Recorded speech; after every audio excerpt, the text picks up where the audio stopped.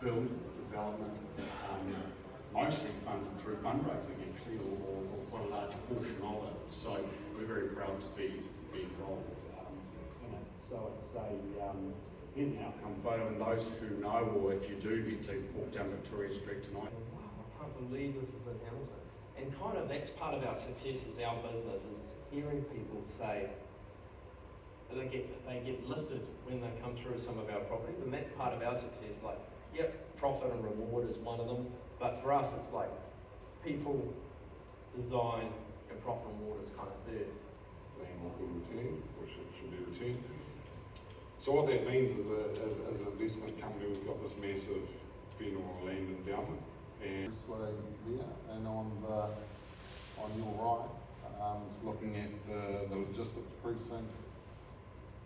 The big building there is Kmart, which is a 40,000 square metre national DC for them. Design and think about what we do, and you can see that when you look at projects like Ruakura, and if you're in the CBD in town. You guys about the projects here, it's actually quite a hidden gem, and I think it's something that might not be where you are sort of. It's all happening here, which is quite interesting. So, are there any questions from the floor? 30 years experience in the construction industry, more than half of that time spent in New Zealand. He's got a dual background in quantity surveying and law, and has spent half his career in senior management roles. A big warm welcome to these guests.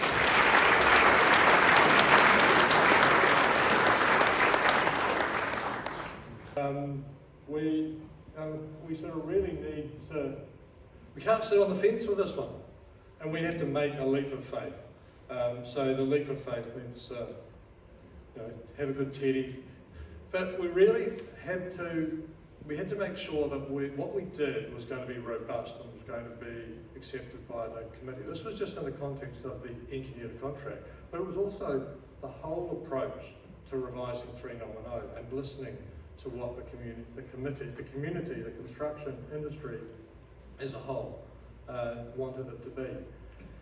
We realised we had 25 people in the committee. It's a 360-degree representation. There had been a lot of consultation, very probably low-key around the industry, a lot of input. We had a long shopping list of what needed to change, but we didn't have a detailed specification of how to produce it. So perhaps, Paul, I'll come back to you with the general changes that... Which we'll touch on. I guess a big change alignment with the Health and Safety at Work Act. That was something that was long overdue. So there's quite extensive changes to that in Clause 5. And then we had an interim update that came out in October last year, which provided the Health and Safety Work Act alignment. We tweaked the compliance with laws section to provide, I guess, a bit more certainty around pandemics. The advance notification, which was buried away at 521, now sits quite proudly in Section 6. And something I was quite surprised we got over the line, though it's an optional thing, is a liability limit, and we have changed the indemnity, which we'll come on to. Key changes, Section 6, Peter's baby. Do you want to talk to this? Okay. We actually went through the engineered contract, and I'll perhaps explain it better with a graphic shortly. I hope these graphics do get into it. What we actually said is the engineered contract is actually about the administration structure of 390. And so by getting rid of the dual role, we actually, the engineer's representative is a subset of the engineer. We realised there was 132 clauses, I think was the number, something around that order that says the engineer shall. We worked out that about probably 125 of them are done by the engineer's rep. Well, the contract administrator, loosely the equivalent of engineer's rep, excuse me.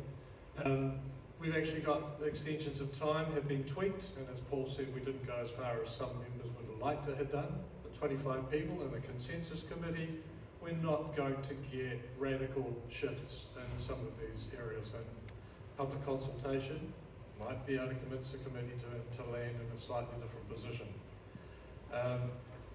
we've, one of the things I've been working on was to try to align with the retention regime. It's not quite there yet. In the same week, this public comment draft went out to the DZ went out for public comment. It was the same week that Parliament passed the retention regime amendments finally. So there is a slight mismatch between the two, and that hopefully will be picked up in the final revision process. And the dispute process just tightened it and actually shifted a whole lot of stuff in section 13 back to contract administration. We'll talk to that. So if I just, it's given for and on behalf of the principal. So when we did that, we start getting precision. And then when it comes to judgment calls, well, let's call it value, determine, let's call it decide, a decision. With reasons for any differences, so every decision. And they're both named in the contract, as I mentioned. They've all got to act reasonably in good faith, or both of them, and they've got to act without delay. The current contract says the engineer shall act without undue delay. This says without delay.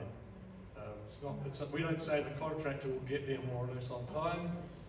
So the whole point of this is lifting the game from administration as well as keeping the expectations for the contract delivery much, much higher.